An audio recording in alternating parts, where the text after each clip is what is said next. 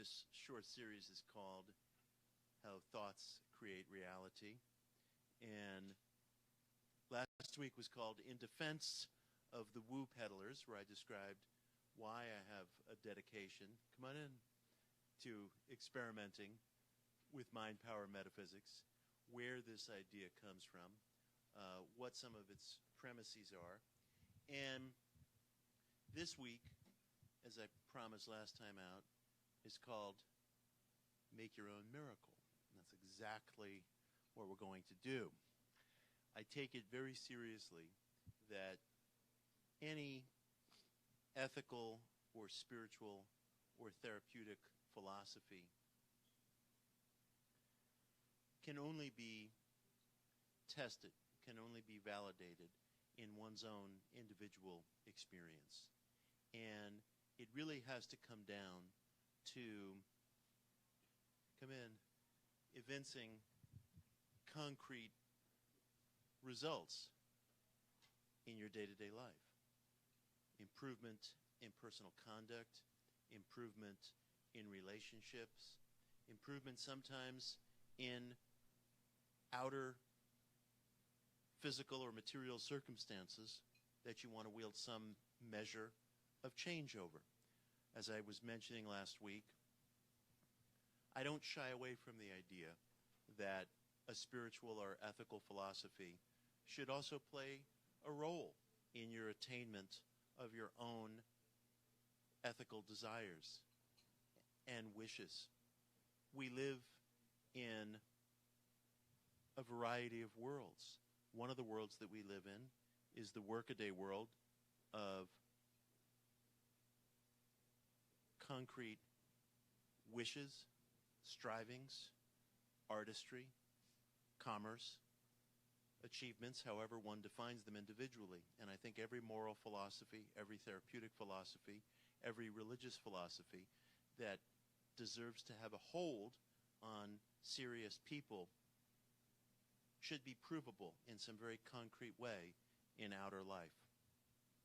I was always inspired by the example of William James in this regard, and I spoke a little bit about William James last week, and I'll say another word about him tonight, because I feel that when he died in 1910, this whole philosophy of mind metaphysics, it lost something of its experimentation, something of its spirit of maturity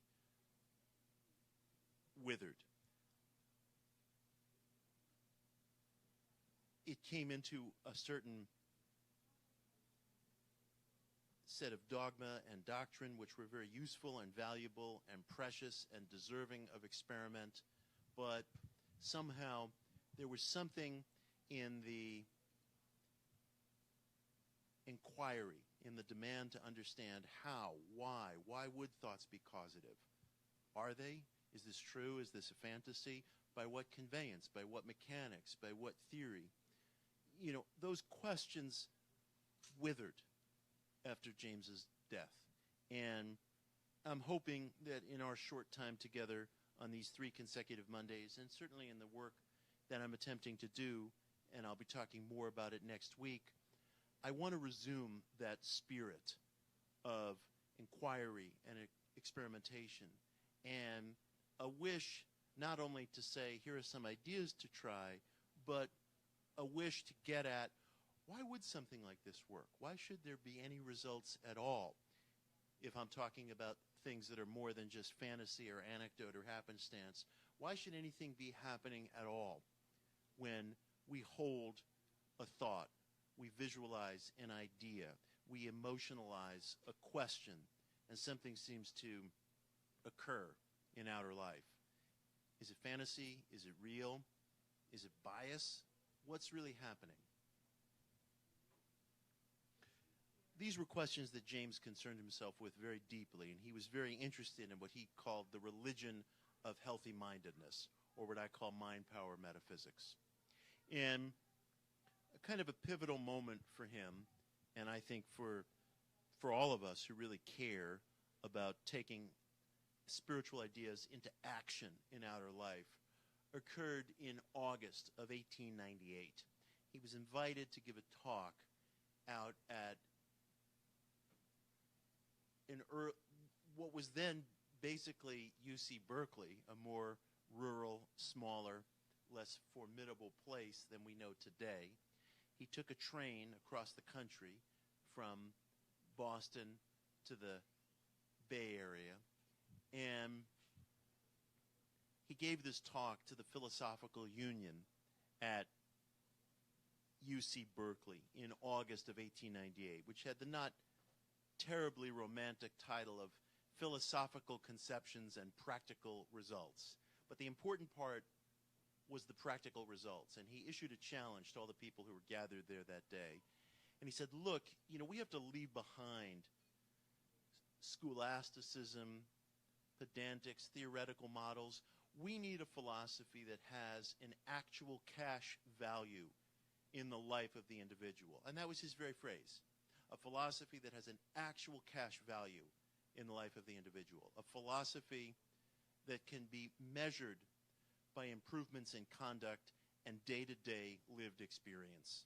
And he put a challenge to the audience, and it was this. He said, if I had some way of knowing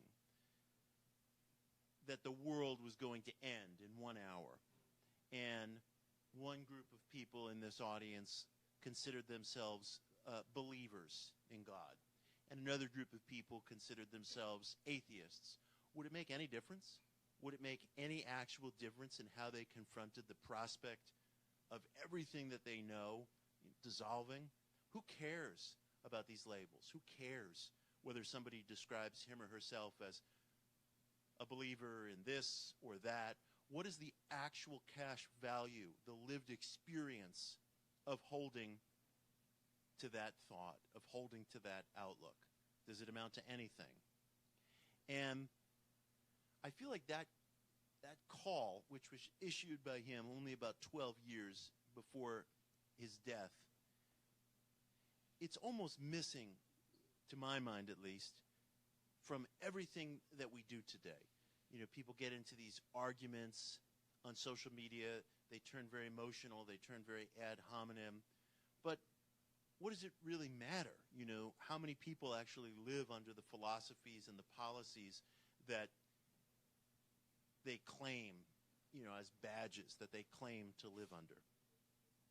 But we have a unique experience tonight, because this section of the talk is when I give you, so I have promised, 3 concrete ideas to go out and test in your life. I'll give at least 3. I may give 4, I may give 5, I may mix a couple together, but my dedication to what we're doing on this, our second night, is to sit down and say, does this work? Does the rubber hit the road?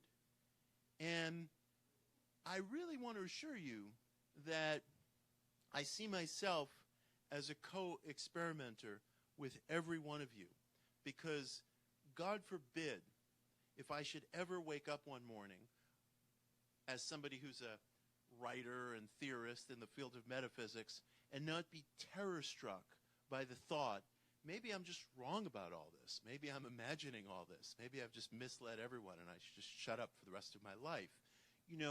We have to be willing to confront the possibility of failure. But we also have to be willing to confront the possibility of success. And I'm going to be perhaps less theoretical this session than I was last time and that I'll be next time. Next time, when we get together next Monday, I am going to really talk about a theory for why thoughts are causative. Just a working theory as to why a thought should evince some sort of physical concretizing or outpicturing in the world. And last week I touched upon that a little bit. But this week, I really want to talk about some things and possibilities for us to try. And I'm also aware that when you're experimenting with a religious or a spiritual idea, there's always the danger of a kind of wishful thinking or a confirmation bias. One can always say, well, gee, maybe this would have happened anyway, maybe it's happenstance. But we as a polity of experimenters across ages have to amass a record of testimony. That's the only empiricism we have. You know, if I was to say to everybody in this room, tell me what the ego is. Yeah, you know, every one of us could arrive at some reasonable conception of what it is we call ego, but you can't touch it. It's not a physical thing. We've all just agreed that, oh yeah, that's kind of what we mean when we say ego. You know, within the alternative spiritual culture, if we manifest something and we like it, we say that's essence.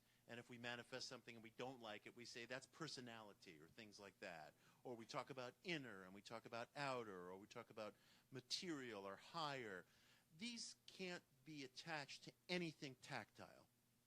They're just words that we have applied to experience. But it's necessary because we need to be able to communicate with one another, even if we're just coming to a consensus around what a word like ego means. So when we experiment in this way, we're not doing it in a vacuum. I mean, we're part of a chain of seekers that goes back millennia, or at least goes back in terms of the modern era to cover the past 150 years, when people have been getting together in the modern sense to ask themselves, is there some sort of metaphysical quality attached to the mind? And when we experiment this way, we not only learn things ourselves, potentially, but we expand a kind of human testimony.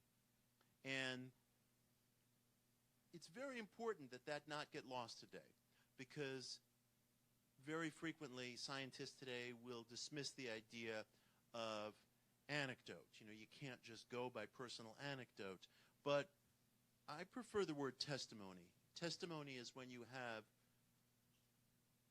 people reporting experiences over many, many generations, and it amasses a record. Would one ignore that record? I mean, when people amass a record over something, it can send an individual to jail. You know, we condemn people to death based on the amassing of a record. So there are some sectors of our society in which testimony literally is the dividing line between life and death, or between somebody going free or being imprisoned. Medical decisions, legal decisions, financial decisions, political decisions rest all the time on testimony. So I take testimony very seriously in matters of spiritual experimentation. So let's get down to it. You're very lucky to be here tonight, because last week, if you recall, I promised everybody a gift tonight. And I promised that it would be a real gift, not some bogus thing like, it's a postcard for 10% off, a weekend with Mitch Horowitz. Who wouldn't want that? Okay, and your gift, I'm going to pass this out. It's in this bag. The bag is marked fool's gold, but it's not fool's gold. It's actual gold. And I'm going to pass it around to you guys. And I think there should be enough for everybody. Oh, I do hope so. But if there's not, don't worry. You will get your gift. The gift that I'm going to give you right now is a little pamphlet. It was first published in 1926. It's been reproduced today exactly as it appeared upon its first publication that year. The interior of this pamphlet is untouched. And I said to you guys last week, those of you who were here, that I take very seriously the popular literature of the positive mind movement, because I think that many of the pioneering writers of that literature, people like Florence Scovel Shinn and William Walker Atkinson and other names who I love, had an indelible instinct in the direction of truth for the human situation. And this pamphlet, which was published anonymously, but I'll tell you who really wrote it, was written by a very unassuming person in the city of Chicago in 1926. First thing he ever published. He was 52 years old when it came out. And it will look like I'm about to hand you Monopoly money, fool's gold. But it's not fool's gold. It's real gold, and I'll tell you about it.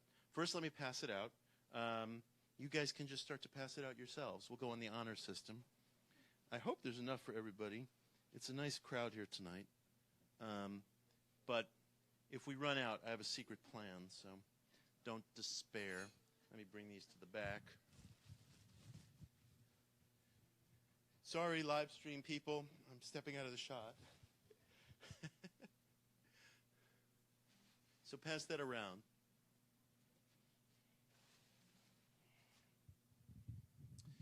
What each of you are going to get is a tiny little 28-page pamphlet called It Works. It Works. Actually, let me hold one up to the camera for the live stream folks. May I hold yours up? It Works. Are those extras? Oh, cool. Did everybody get one? Oh, I'm so glad they're extras. I was like mortified that I wouldn't bring enough. And, it'd be... Casey, do you want a pamphlet? Okay. Of course you do. And where's Christine? Does she want a pamphlet? Yeah, give her one. Everyone gets a copy of It Works. Okay. So this is going to be the first of our exercises. And I really personally wanted everybody to have this. I don't publish this book. I have no sectarian affiliation with it. I don't profit from it. I did write an essay to a deluxe edition of this book, but this little pamphlet, It Works, in its interior is exactly the text that was put out in 1926 by this anonymous writer whose initials on the front cover are R.H.J. It Works by R.H.J. Who was the mysterious R.H.J.? Roy Herbert Jarrett, who was a typewriter salesman who lived and worked in the city of Chicago. And he worked for a company that was called American Telegraph, and they were kind of the Apple computer of their day. They invented a very innovative desktop printer that could be a manual hand-cranked printer that could fit on top of your average desk or in any office so that people could make their own flyers and mailers and things like that. And Jarrett was a dedicated student of mind metaphysics. And he spent his entire life testing and researching the question of whether your mind had some sort of causative effect over circumstances. And he was so dedicated to experimenting with this idea that he didn't put out this thin little pamphlet until he was 52 years old in 1926. And I'm touched by that because, so many people sort of like rush into print today with whatever it is they're trying to accomplish, or, you've got some, there's always these like 30 under 30 lists in all the various fashion magazines and other places talking about the great contributions. You go to a bar mitzvah and there's like some 13-year-old kid who's like, giving this Wagnerian speech. And it's like all he does is play homework, do homework and play video games. And I'm like, why? Is this necessary? But it's also encouraging to me because I take very seriously the prospect that you can do things that are great at like an age of maturation. I mean, I didn't publish my first book until I was 43, 44 years old. And Roy didn't issue this pamphlet until he was age 52. So in this pamphlet, he felt that he was boiling down all the metaphysical strains and experiments that marked his day, the new metaphysics, New Thought, Christian Science, Science of Mind, all these different movements that fell under the rubric of what William James called the religion of healthy mindedness. And Roy believed, as he explains in this book, that if you fixate, write down, and dwell upon certain precious, cherished goals, they will occur. They will come to pass. And you will be astonished. And he challenged people, just try it. Just try it. If you don't like it, if you think it's foolish, if you think it's a waste of time, throw away my pamphlet. But would you be willing to invest 25 minutes in reading this and trying the exercise? Roy was inspired, and I read about this in my book, One Simple Idea, which is a history of the mind metaphysics movement. Roy was inspired by a French hypnotherapist named Émile Coué, who toured America shortly before Roy published his little pamphlet. You might not know the name Emile Coué, but you probably would know his key mantra, which is, day by day, in every way, I'm getting better and better. And Coué was a self-taught hypnotherapist, and he believed that if you repeated that little mantra to yourself 20 times just before you were drifting off to sleep at night, and 20 times just as you were awakening in the morning, you could actually reprogram and recondition your psyche. And people made fun of him and thought it was absolutely simplistic and a philosophy for dumbbells and so on. But as I'll reference a little bit later, Coué had a remarkable instinct for some of the workings of the psyche, which are currently being validated in the here and now in placebo experiments, including some that are being done at Harvard Medical School. And I have had a short dialogue with the director of Harvard's program in placebo studies about Coué, and he believed that some of Coué's insights are in fact borne out specifically in some of their experiments, because Coué started out working as a pharmacist or a druggist in northwestern France. And one of his earliest insights that the mind evinced some control over people's sense of well-being was this. He discovered that when he would prepare pharmaceuticals for people, if he spoke in favor of the formula before dispensing it to a patient, he observed, anecdotally, that patients who were encouraged would seem to report back to him better results from the formula that was being prescribed to them. In January of 2014, Harvard Medical School, without crediting Coué at all, or even being apparently aware of his antecedent, of his insight, tried that very same experiment with a migraine drug. Now, usually when we talk about a placebo experiment, we're talking about somebody being given some sort of an inert substance, a sugar pill, or something that's considered of no medicinal value whatsoever. But for the first time, in terms of contemporary placebo studies, the Harvard team took an actual active medicinal substance, in this case, a migraine drug, and they gave it to one group of people, providing them with positive information about the drug, presumably instilling in them some positive expectancy of the drug's effect. And another group of people received the same active substance, but without the positive backstory about the drug, without being given any additional reason to understand anything about the drug's effectiveness. And sure enough, the group that was given some reason to have positive expectancy about this active drug had a better result with it on average than did the group that was just administered the drug without any information. Emile Coué, who inspired our friend Roy Jarrett, had exactly the same insight, anecdotally, in the early 1900s, over a century before the Harvard study, while he was working as a druggist in the town of Troyes in northwestern France, where, again, just by praising what was considered an active drug, people reported to him better results. So I wrote to one of the architects of the Harvard study to ask him, had he heard of Emile Coué? Was he aware of this precedent insight? Never heard back. So I went directly to the director of Harvard's placebo study program, a man named Ted Kapczyk, who's a very good scientist and a very searching individual. And we talked about it, and he said we weren't thinking of Coué when we designed the study, but he agreed that Coué's insight would correlate with what they found. That's one of many, many examples where when I talk about some of these popular figures having an extraordinary instinct into human nature, an extraordinary instinct into psychological verities that have been validated in clinical studies a century later, that's one of the things I'm talking about. So Roy Jarrett came to feel, as inspired by Coué, that certain very simple mental measures could have an extraordinary outpicturing in your life. Unlike Coué, he wasn't a secular figure. Coué wanted to make it clear that he was ardently secular. He wasn't talking about any interior mind magic.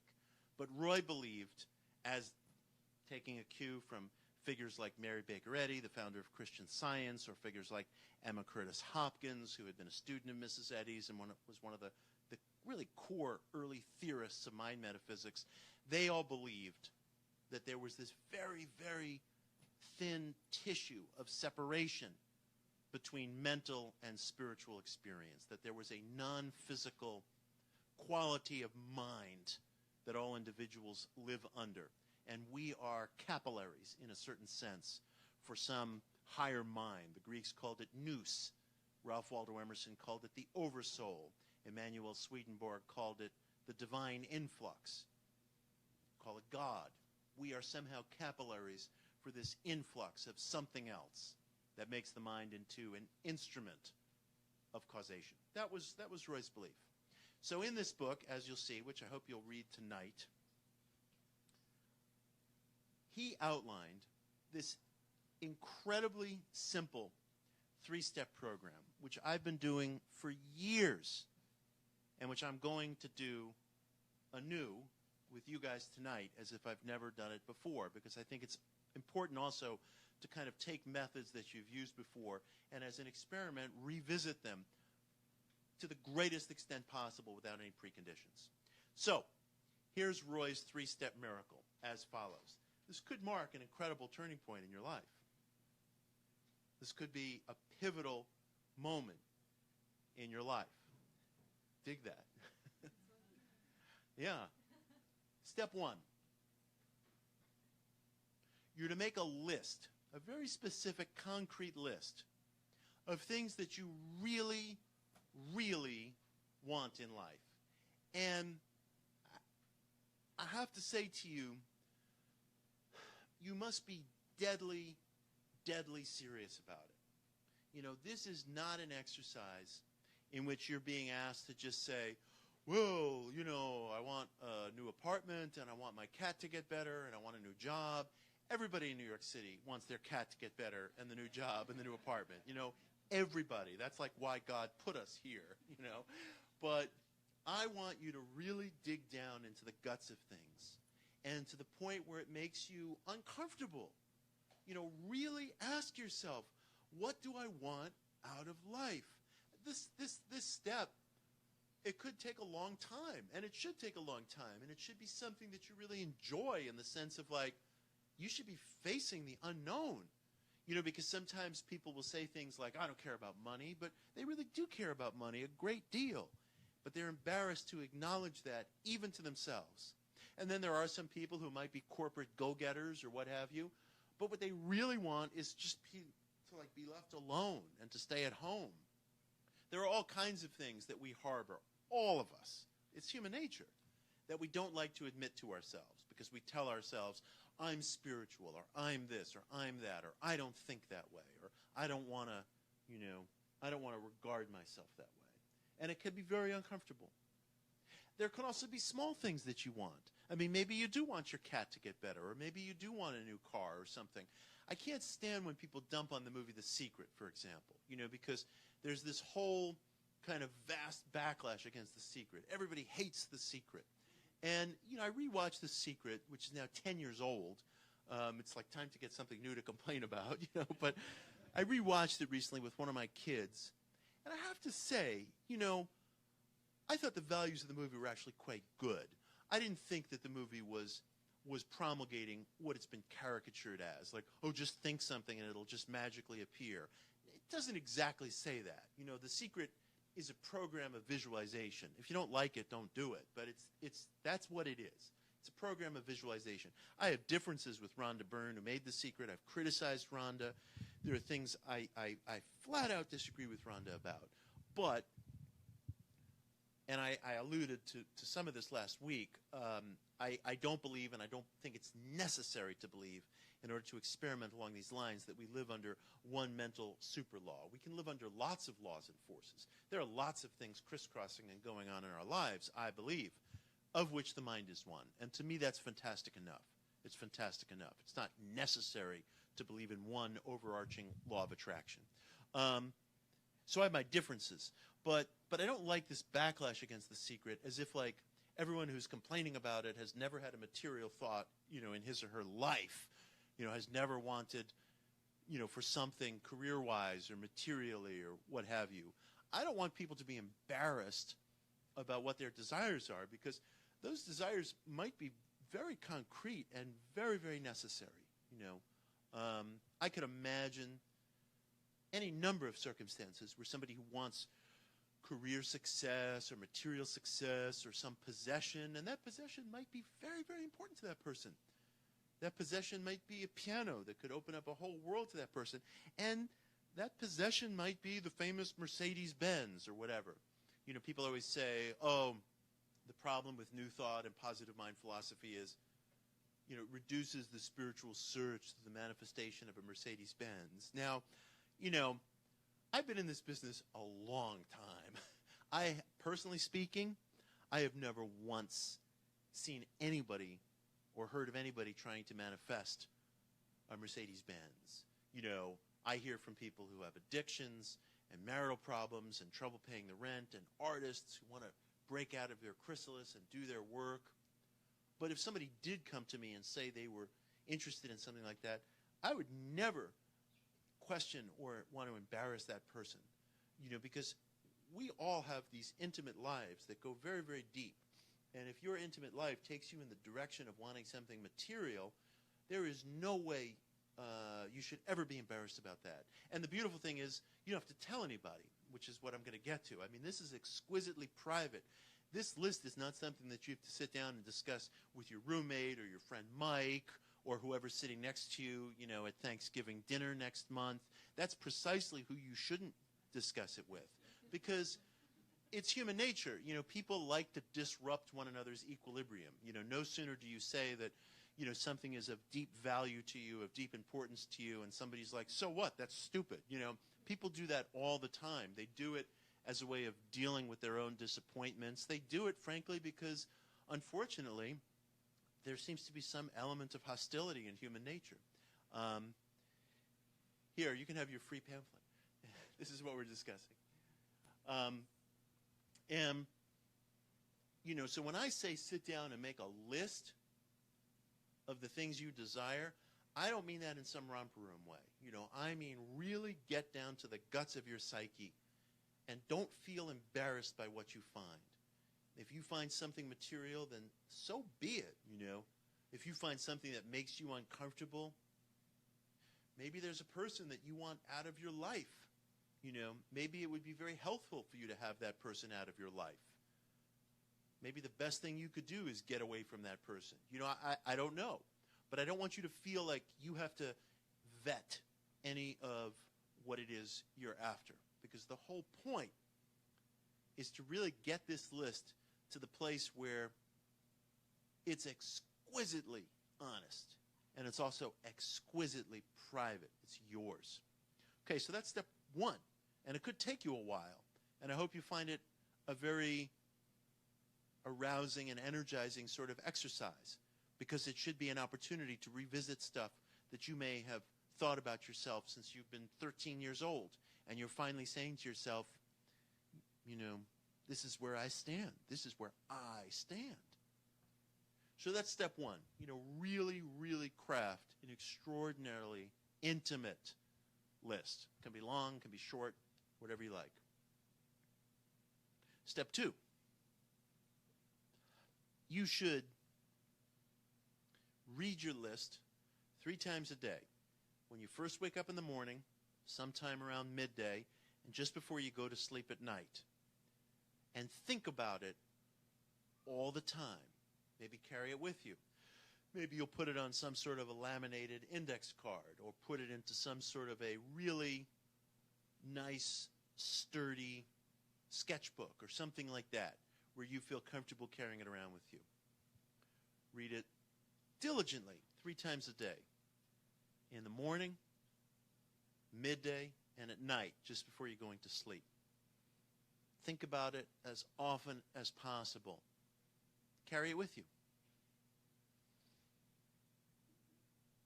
And the third step is,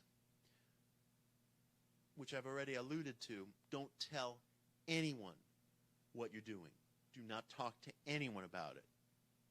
It's exquisitely private. Someone said to me it reminds them of the book and movie Fight Club, where it's like, rule one, no one talks about Fight Club.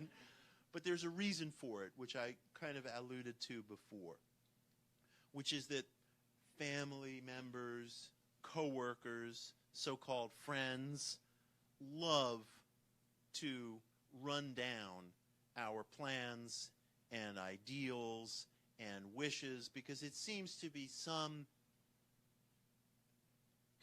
wrinkle of human nature that people solve their own wounds. Is that Royce? Oh, hey, man. How are you?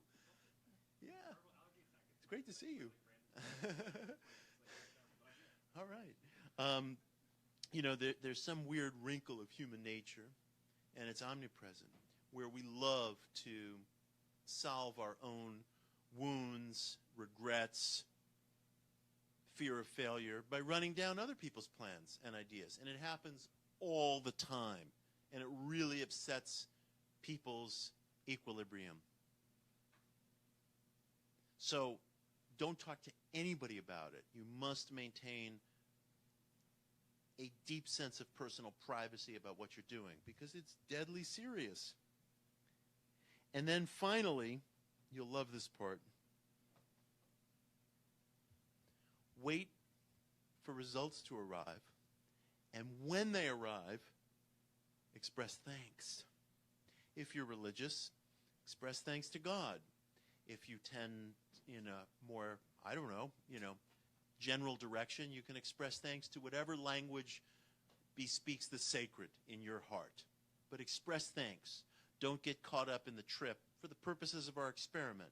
Don't get caught up in the trip of like, oh, it would have happened anyway. Oh, this was going to happen anyway.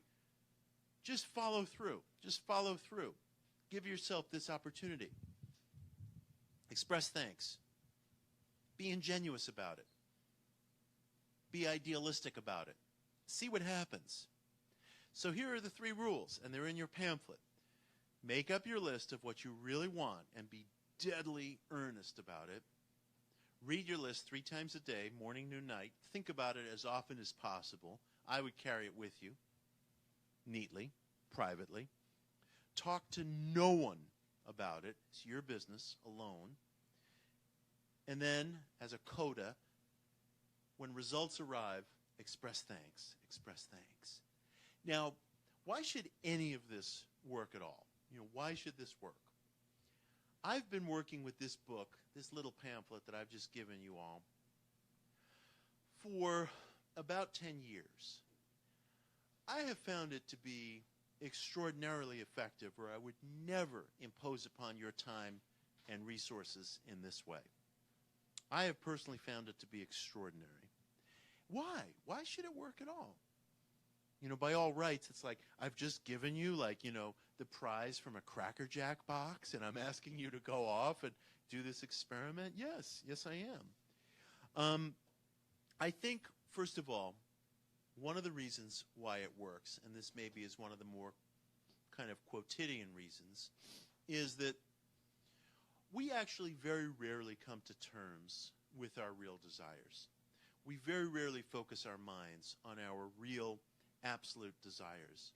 We're so accustomed to habitually telling ourselves, I know what I want, I know what I'm about, I know what my outlook is.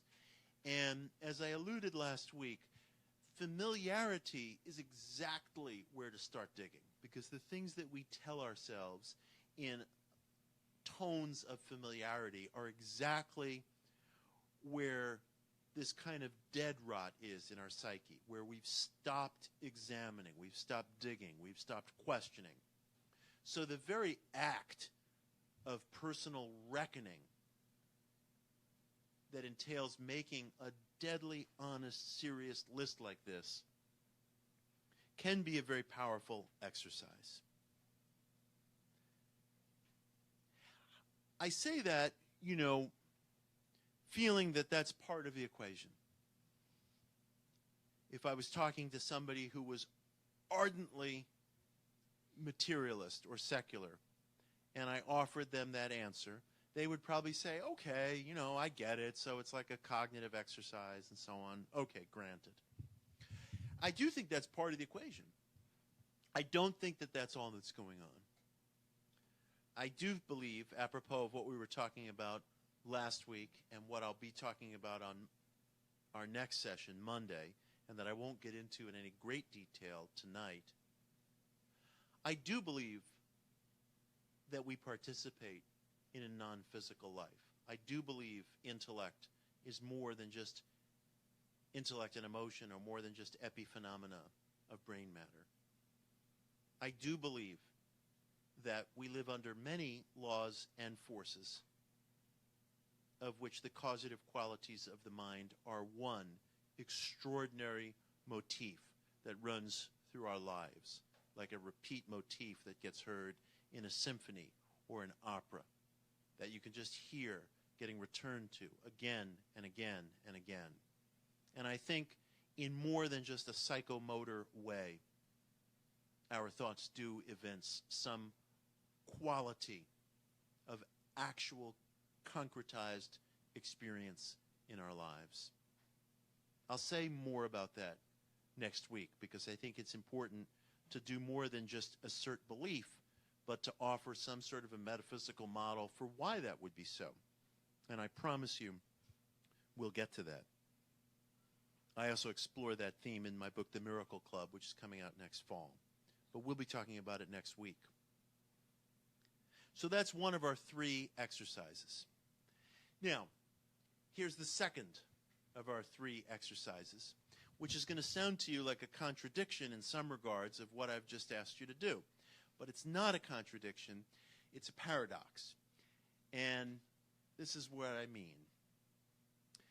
You know, someone told me many years ago that if you're going to embark on some sort of a spiritual or metaphysical search, you have to get comfortable with paradoxes. You have to get comfortable with 2 things being existent that seem in opposition to one another, but that are both true and that are both real and that both have to be honored. And I've always found that to be an extraordinarily good guide. You know, I've been in spiritual groups or as part of projects in self-study or metaphysical search sometimes with people who are so eager to sort of boil everything down to a very, very, very exact protocol. I was in a group once with a professor of pharmacology. Brilliant woman. But she was constantly frustrated because she wanted to take spiritual ideas and boil them down into these ABC principles that were as clear to her as the table of chemical elements. And the difficulty in the spiritual search is that sometimes you simply have to put up with paradoxical realities, possibilities, and exercises. So the next thing I'm going to say to you may sound somewhat in contradiction to what I've just been asking you to do in terms of developing a list and going the limit. But here it is. It is of absolutely vital importance that you come to an intellectually certain and passionately felt sense of one definite chief aim in life, one absolute aim for which you would live or die. Now, that may seem in contradiction to what I've asked you to do in terms of making a list. I would say, as a manner of easing, if not erasing the contradiction, that you will find, I think, that everything on your list, if you look at it in perspective, tends in a certain direction. I mean, we have multifaceted lives. I have a family life, I have an intellectual life, artistic life, so on and so forth. We all have to get quotidian things done as well. We have to go to the dentist. So there's always going to be multiple things requiring our attention. But it is so vitally important and I think you'll find that your list can probably be a help to you in this regard rather than a hindering contradiction, that you arrive at one absolute, definite chief aim in life. And the reason for this is that our resources, intellectually, emotionally, psychologically, and I would say spiritually, tend to respond to concentration. When we concentrate our energies upon a certain aim or goal, it has a laser-like quality. Every force in nature that is seismically felt is usually some kind of a concentrated force. And I don't think that the qualities of the mind are any different. I think, and I say to you, I would live or die based on this statement. I think that if you can come to a conception of a definite chief aim that you hold with absoluteness, something that you want, like you want the next breath that you're about to draw, that realization contains within it enormous power and can make a huge difference in the quality of your existence. Most people do not have a definite chief aim. If you ask them, and I would never ask this question casually, I mean, these are not discussions just having a bar with somebody, but if you ask somebody with respect and intimately, what is his or her aim in life, you might hear something very general. You might hear a variety of conflicting aims. You might hear someone reciting something almost by rote that they think they're supposed to want. I didn't have an aim for a very, very long time.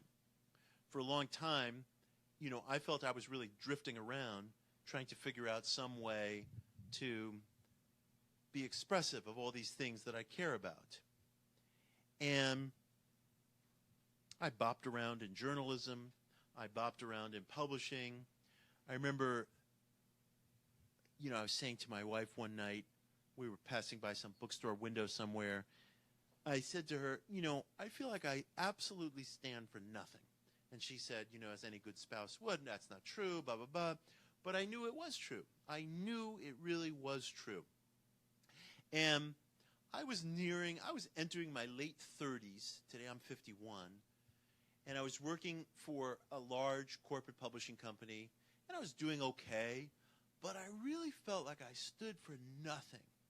And I had left behind writing. I was not writing. At the time, I was 36, 37 years old. I hadn't really written for more than 10 years. And I was comfortable in the lowest sense of that term. I was comfortable with that bargain that I struck. I felt like, well, look, book publishing is a reasonable career. I don't come from wealthy parents. I got to make a living. I need benefits. I need all the things that all of us in life need.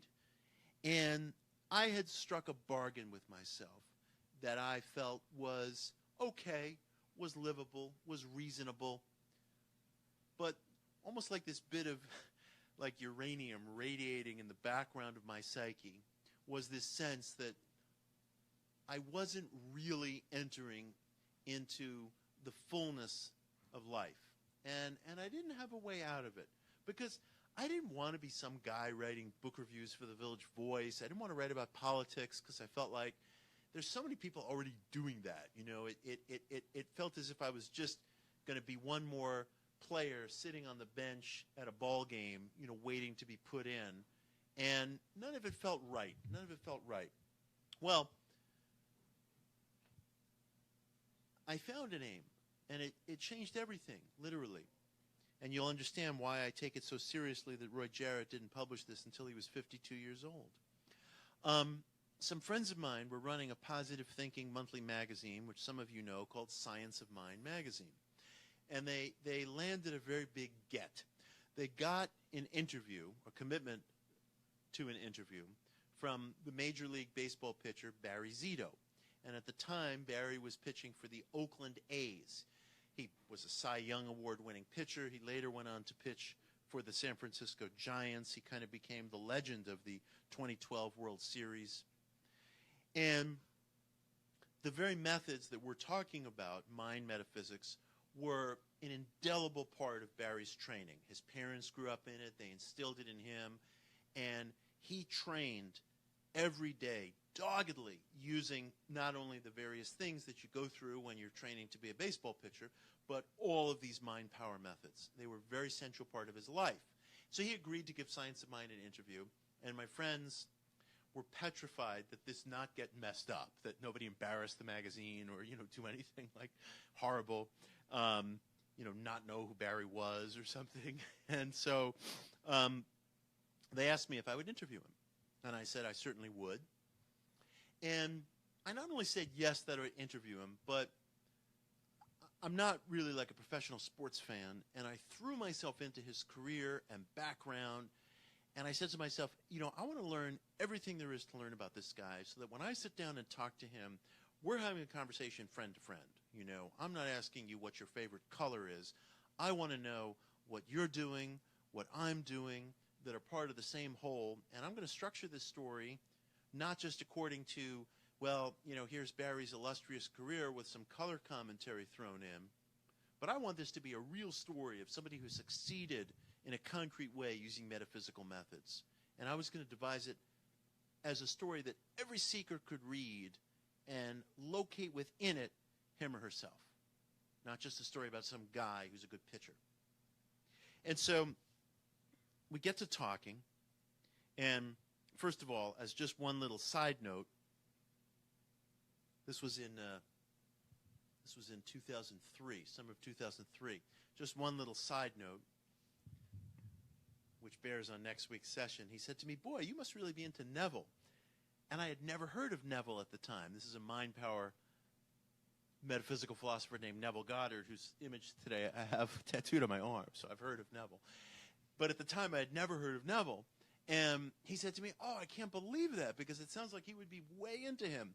And so, I'm like, who is this Neville? Must know. And so I got one of Neville's books, and I began, he's the figure to whom I'm most dedicated in this field and who we'll be talking about in detail next week. But that was extraordinary, and there have been several intersections like that with him, but that wasn't the main thing.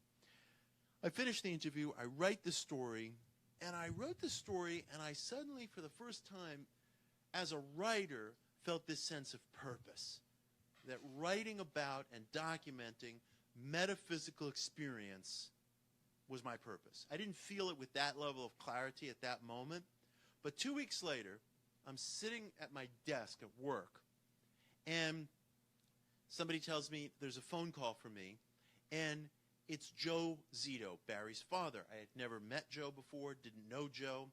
I pick up the phone, and in this very sort of drill sergeant voice, he said to me, "Mitch, that story was terrific. You completely nailed it." And he said to me in the conversation, "Mitch, you stick with this thing." And by this thing, he meant writing about metaphysical experience. And he totally nailed it. He totally captured what it was that was significant to me in this experience. And Barry later told me that his father, who died several years ago, had played that role in several people's lives. Several people's lives. Had provided that quality of encouragement at just the right moment. And when I heard him say those words, "Mitch, you stick with this thing," it crystallized for me, what I was after. And I knew that I wanted to be a historian and a documenter and writer of metaphysical experience.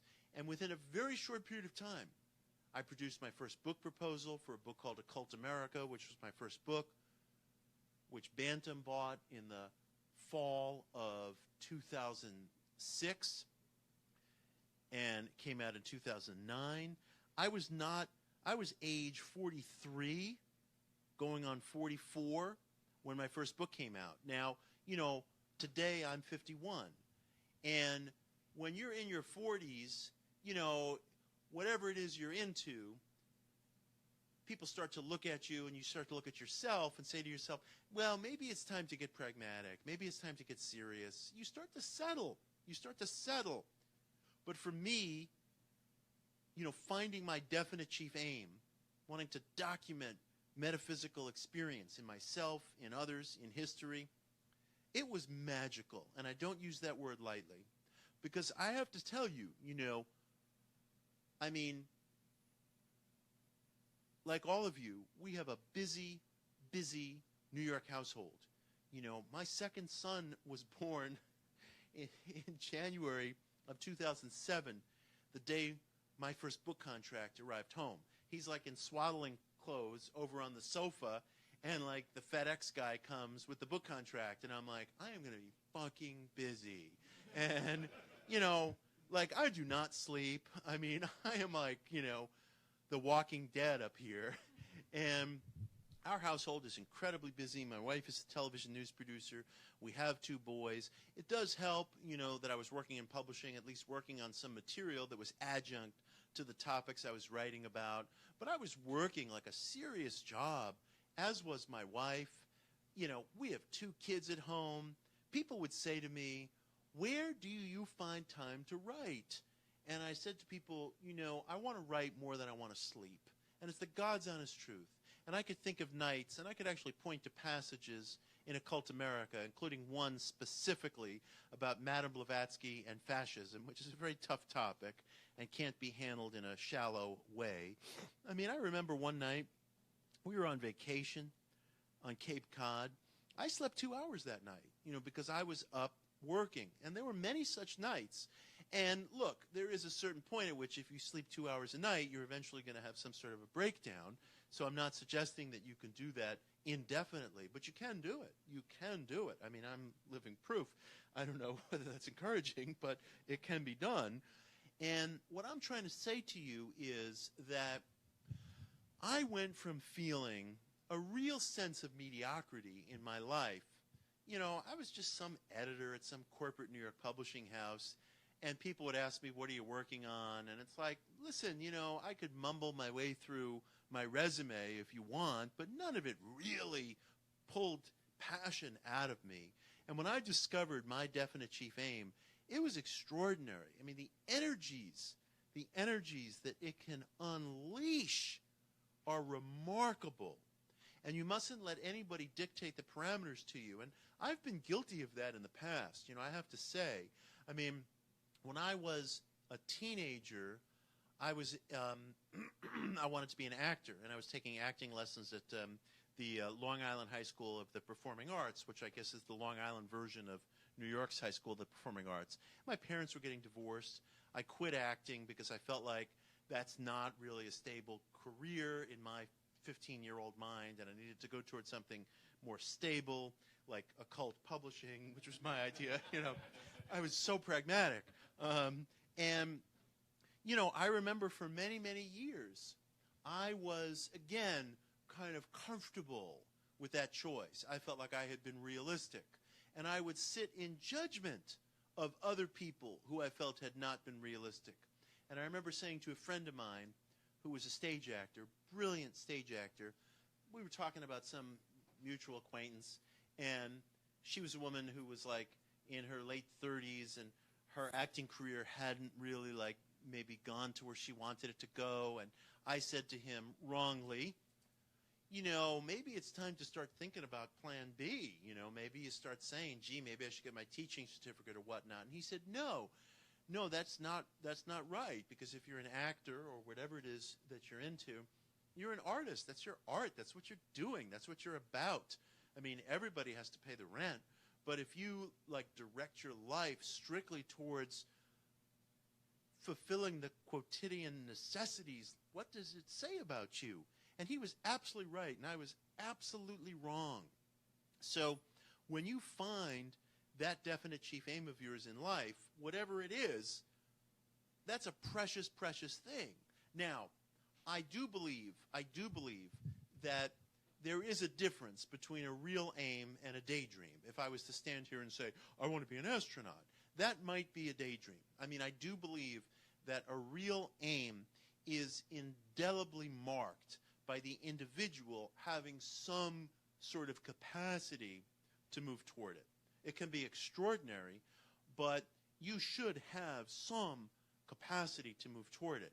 If you don't have the training for this aim of yours, whatever it is, well, you should be able to get the training. Or you should be able to feel so certain that it's something that fills you with joy and purpose and vigor, whatever it may be, that you will find some way of enacting it on whatever scale. So, to me, a real aim is usually something actionable.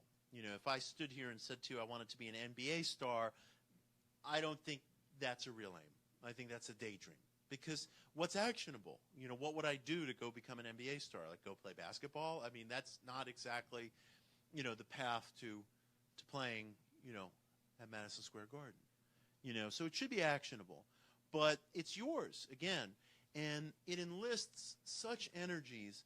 I mean, I really, truly, in my late 30s, thought I had left behind all prospect of seeing myself as a writer. I had certain interests, maybe like starting up my own publishing company, certain entrepreneurial ideas, and lots of us walk around with such things in our back pocket. Maybe we work on it once in a while, maybe we don't. But to have that definite aim provides you with an extraordinary concentration of resources and energies. And again, I believe that there's more than just psychocognition going on there. I think there's something else. There's some remarkable, indelible quality.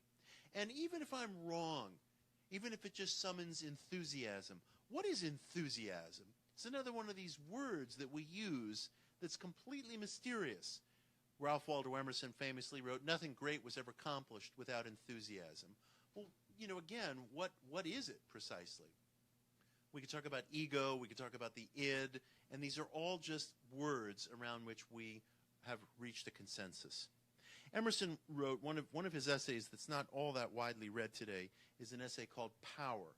And he said in this essay that there's two keys to power: drilling and concentration. And what he meant by drilling is what we might call rehearsal or practice. You do something over and over and over again to the point where, you know, you just command this activity or action or art or whatever it is in such a way that it's almost like an organic part of who you are. So that's what Emerson meant by drilling. The other thing is concentration is really what we've been talking about. Focusing your energies on a certain point. Drilling and concentration. That was his formula for power.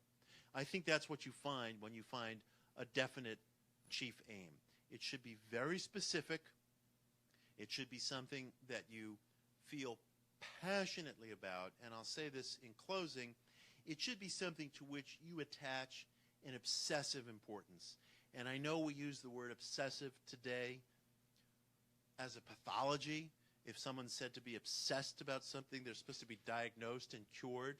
Well, you know, the truth is, if you look at the lives of people you admire, almost always you'll find that that individual had one truly obsessive ideal or principle.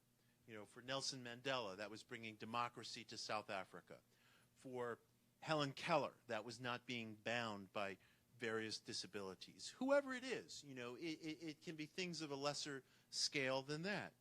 But if you look at the lives of anyone, a diplomat, a business person, an artist, a statesman, a soldier, a teacher, who stands out in your mind as somebody really worth emulating, you will almost always find that that individual was obsessive about something. So I would say be healthfully obsessive about something. And if other people say to you, you know, you're obsessed, it's like, who cares, you know? I mean, who cares? Gandhi was obsessed with Indian independence. You know, should he have just chill out? You know, I mean, that's what life requires of us. That's concentration. Okay, so that's our second goal. And I hope that in pursuing this, again, you'll find it invigorating. You'll find it arousing. I mean, it's private. It's intimate. It's your chance to say, what do I really live or die for? It may come to you quickly. It may take a long, long time. I mean, when I had my experience of writing that article about Barry, I mean, it took probably a few months until I reached the point where I could summarize exactly what I wanted to say, you know, in a sentence of, you know, 5 or 6 words. You know, I mean, it didn't dawn on me like a ray of light. Probably the realization did, but I didn't have that razor-sharp verbal articulation of it until probably a few months later. But everything tended in that direction, and it was incredibly liberating. Okay, so now we reach our third exercise. I'm supposed to end in like a minute so we have a chance for exchange, but I'll take 5 minutes and I'll stick around afterwards because I want us to have a chance for exchange. Okay, the third exercise that I want to offer tonight, and I really didn't come to this one until today in terms of wanting to get into this, is the use of affirmations, the use of affirmations. Now, affirmations are probably the most widespread and poorly regarded exercise throughout our entire spiritual therapeutic culture. Affirmations are Stuart Smalley from Saturday Night Live staring in his mirror saying, "I'm good enough, I'm smart enough, and doggone it, people like me," you know. And so, you know, affirmations come in for a very bad rap. And cognitive scientists who have nothing better to do will do studies of undergraduates finding that if they use unrealistic affirmations, it undermines their confidence and they do worse on exams and blah, blah, blah. I've read some of those studies, and they're actually very, very poorly designed. What they find is not that exuberance or overstated self-belief is a detriment. Fringe thinking is a detriment. Being excessively pessimistic or excessively optimistic to the point of being unrealistic is what's detrimental. But the headlines are always like, positive thinking makes you more depressed, or it makes you dumber, or, you know, it makes you less likely to succeed. It's nonsense. If you actually read the studies, what you find is what they're critiquing is fringe thinking. The studies are also, these studies, I'm speaking generally, you'll have to forgive me, are also tend to be rather short-term, and they're very sketchy in terms of providing their methodology. I never know who is the graduate student or the professor or the clinician who's guiding people through positive visualizations, and are they any good? You know, I mean, obviously they've set out to do this study because they're already self-defined as a critic. I doubt that they're, you know, Anthony Robbins up there, you know, getting people all motivated. So, you know, I'm speaking generally. And if you want to read more about this, I wrote an article called In Defense of the Woo Peddlers, where I talk about the problem with some of the current crop of cognitive studies that critique New Age therapeutic methods. We need to critique the critics and see what their standards are. So affirmations come in for a sort of bad rap. You know, the idea of an affirmation would be saying, you know, I have courage, or I am at peace. Or there was one from the Honeymooners, Serenity Now, which they were sort of making fun of. Affirmations have been with us for a long time. And they're just basically a statement of ideals. You're trying to get from point A to point B. You're using an affirmation to try to entrain your psyche in the direction that you want. This was Emile Coué's program, and using his day by day, in every way, I'm getting better and better. But I want to say something about the use of affirmations, and I want to encourage their use, along 2 lines that I think could be very helpful to everybody. And I'm experimenting with this myself. I mean, this is sort of what I'm describing to you is something that I'm relatively new at working with myself. Because as I said, you know, I see myself in this as an experimenter with everybody in this room. The time of day that you use affirmations can be critically important. One of Emile Coué's key insights, and something that was misunderstood about his program by critics who said, this is ridiculous. You repeat, I'm getting better every day to yourself, and it actually makes a difference. Coué was very definite about how you should use these affirmations and when you should use these affirmations. Although he didn't use this terminology, he was talking about what sleep researchers today call the hypnagogic state. Hypnagogia is the state that you're in between wakefulness and sleeping. It's the state that you're in, just those few precious, very relaxing moments before you drift off to sleep at night, or just as you're coming to in the morning, which is sometimes called hypnopompia. But I use the term hypnagogia as a general term. It is the borderland between wakefulness and sleep.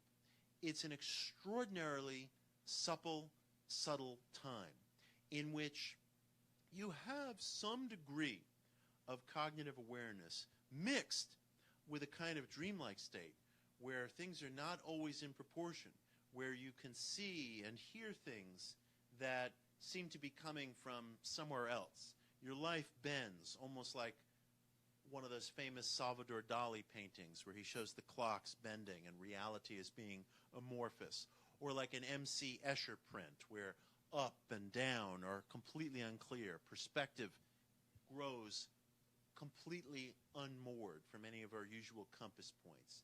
It's an exquisite time. It's an exquisite time for making mental suggestions to yourself, because you maintain some degree of control in hypnagogia over your choices. You're thinking things, you're having mental associations, you're moving from one place to the next. But your sense of proportion is also down, which is why I think people who suffer from depression or who are grieving very often talk about the early morning hours as the most difficult hours of the day. Like when you come to at like 5 in the morning and you're definitely not ready to get out of bed yet. But sometimes a thought will come intruding into your psyche about work or something you're grieving about, and it can seem monstrous and can seem horrible. And then eventually you get up, you have your coffee, you shower, you go into work, and maybe the thing that you were obsessing about is not so bad. It's not such a big deal. Well, I think there's a reason for that. And that is that when we're in this state of hypnagogia, our rational defenses are down. Our sense of proportion is down. Things that are really very minor can seem very, very formidable and frightening, almost nightmarish. It really is a borderline state between wakefulness and sleep. And if you get caught up in a negative thought process or negative associations during that time, it can be very painful and it can be very unrealistic. And I always encourage people, and I try to remember myself, do not try to solve problems when you're in a state of hypnagogia, whether it's when you're going to sleep at night or whether it's when you're coming to in the morning. If you're having intrusive thoughts and you can't contain them, then get up. Do something else. Do some physical activity that you like. But don't lay there for 45 minutes or an hour allowing these associations to go through your head. Because while you do have some measure of intellectual cognition, your sense of proportionality is down and your emotions are running riot. And as such, the gremlins of the unconscious can also run riot, fantasies, fears, and such. However, if you can wield a measure of control, this can be an extraordinarily propitious time to use affirmations. Because, for the same reasons, your rational defenses are being down, you are able to make self-suggestions that can be very, very powerful in the positive and in the negative. I've just been discussing the negative, which you have to watch out for. But as above, so below. You can also interject, because you do have some measure of control, you can interject suggestions that are in the positive. And if there's something, some trait that you're trying to cultivate in yourself, that can be an extraordinary persuasive time to introduce an affirming statement of that trait into your psyche or your subconscious or whatever you want to call it. Again, these are just words. It's very difficult to define the psyche or the subconscious, but clearly there is some glacial mass of our minds that are at work that we're not using when we're driving or making lists or engaging in rational thought. That part of our brain that engages in the rational seems to be at its lowest ebb in hypnagogia, whereas the part that's emotional and the part that is eager and ready and willing to believe is still active, and suggestions can be made to it. use that time of day to recite affirmations internally and make these suggestions to yourself. Whatever affirmation you use is a matter of your own intimate needs. It's easy enough to come up with, and there's no wrong or right way to do it. It's just a statement that you're suggesting to yourself. Coué's formula was, he told people, it was very interesting. He said he told his patients and his listeners, get a string, not the string 20 times, and recite your affirmations just as you're going to sleep at night, just as you're coming to in the morning, counting off on the string, almost as if it's a rosary bead. Because he wanted you to be able to keep track, but he didn't want you to do anything that was going to contribute to your arousal from sleep. So that was one way of doing it. Coué felt 20 times was sufficient. I don't think 20 is a magic number. Do it whatever number of times you want. Do it 100 times. Do it 5 times. The importance is to feel some sense of conviction behind it. So that, I think, is a very potent, very useful, very helpful way of using affirmations. I want to add just one final closing note, and I'll try to say this very quickly. Another way of using affirmations that can be very potent and that I've been experimenting with recently myself, and I invite you to join in this experiment, is found in a little occult book that I mentioned last week called The Kybalion, which was published in 1908. The Kybalion, to put it simply, is a marriage of certain Hermetic ideas from late ancient Egypt and insights into New Thought psychology. The primary chapter, the linchpin chapter in the Kybalion, as I see it, is a chapter on what the author calls polarity. And he makes the case that it is much easier to transform an emotional state into its polar opposite than it is to try to transform it into something else altogether. In other words, love and hate, both being passionate, are intimately linked. Fear and courage, both weighing on our capacity for action versus running and hiding, are intimately linked. Joy and despair, both summoning our most impassioned emotions, are intimately linked. The author of that book felt that you could find an especially fruitful set of possibilities in making suggestions to yourself by focusing on transforming the negative in yourself to whatever its logical polar opposite would be. The most obvious example, fear, courage, or hate, love, anger, joy, boredom, arousal. And he felt that our emotions very often operate on a continuum, like a slide rule. And if you could locate the polar opposite of whatever the negative trait is that you'd like to see transformed, that can be almost a kind of remarkable manner of expediting change in yourself. So it's something to keep in mind when you're crafting your affirmations, whatever they may be, whatever trait you want to cultivate in yourself. You're obviously suffering from some iteration of the polar opposite of that trait. So identify the polar opposite, be frank with yourself about what it is, and imagine in your mind as if your emotional states, don't get confused, keep it very simple. Imagine in your mind, picture as vividly as you can, as if your emotional states are opposite ends of a pole or a slide rule or a string.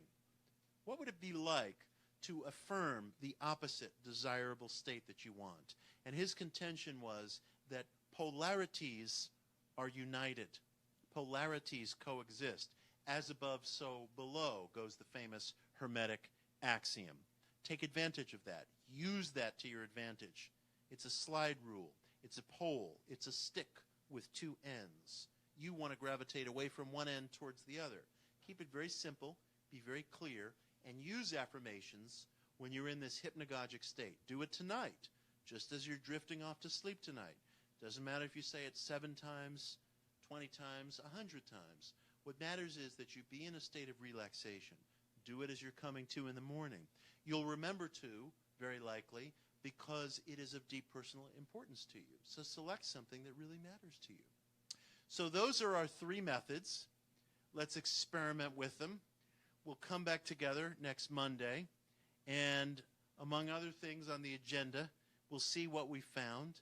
My deepest, deepest wish for you is that you take this book home, this little book, this one for you, treat it like the true treasure that it is. Finding this book and hearing some of these exercises may mark a wonderful, wonderful turning point in your life.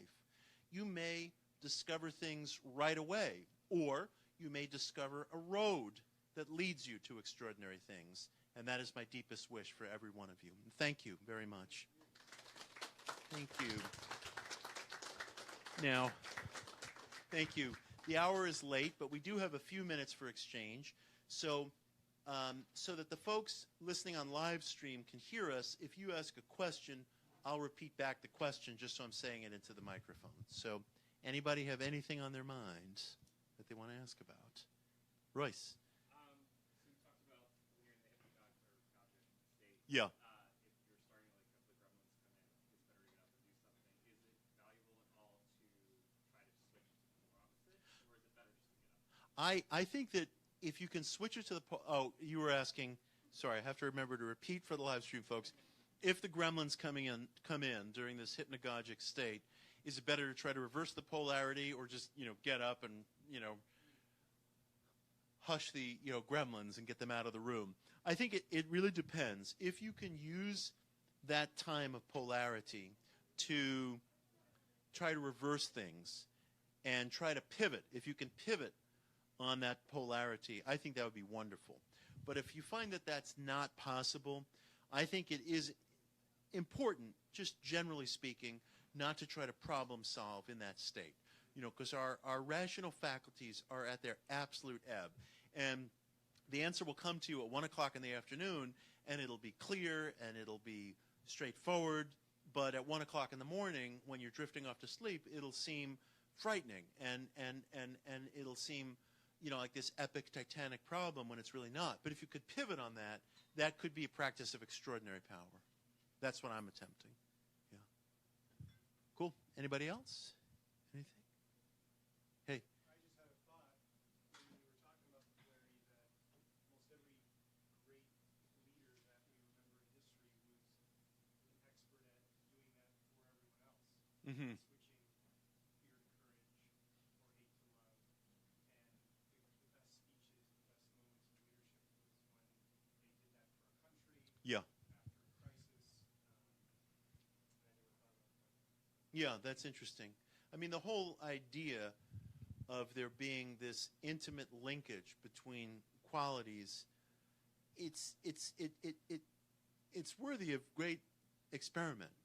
I mean, it's very indelibly true. You can see all the time how, police always observe that after someone's been murdered, the first suspects are the people who are closest to that individual because they have the deepest emotional investment in that person's life and hence the motive. In this case, in the case of a murder, obviously it erupts into something violent, but 10 years earlier they may have been persuaded that they wanted to spend their whole life with that person. So there's an emotional relationship there, even though we define it as opposites. Yeah. Hey.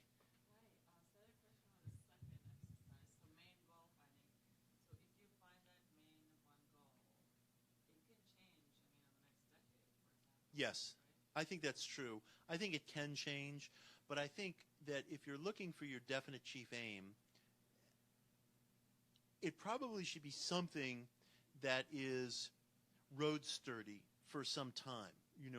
It may very well change, also because circumstances of life may change, where you may be facing a challenge or a need may present itself that very legitimately changes your goal. So I think, yes, it can change, although there are certainly many cases where a definite chief aim animates a person literally over the course of his or her whole life, although life is dynamic and change can come.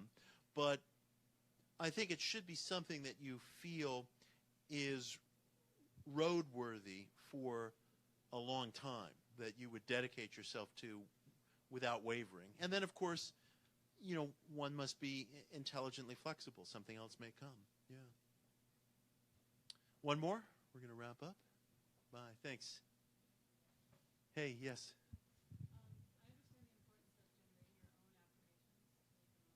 Yeah.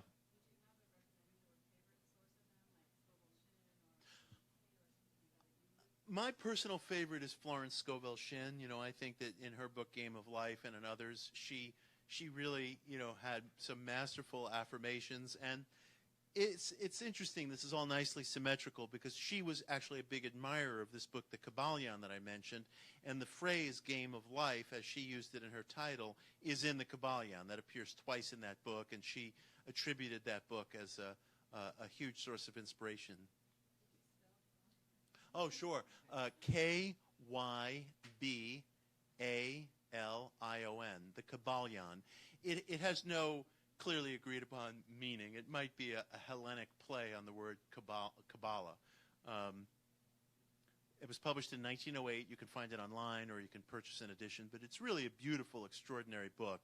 And Shinn identifies it as the book that inspired her. So good night, you guys. Thank you. See some of you next week. Thanks a lot. Good night in live stream land.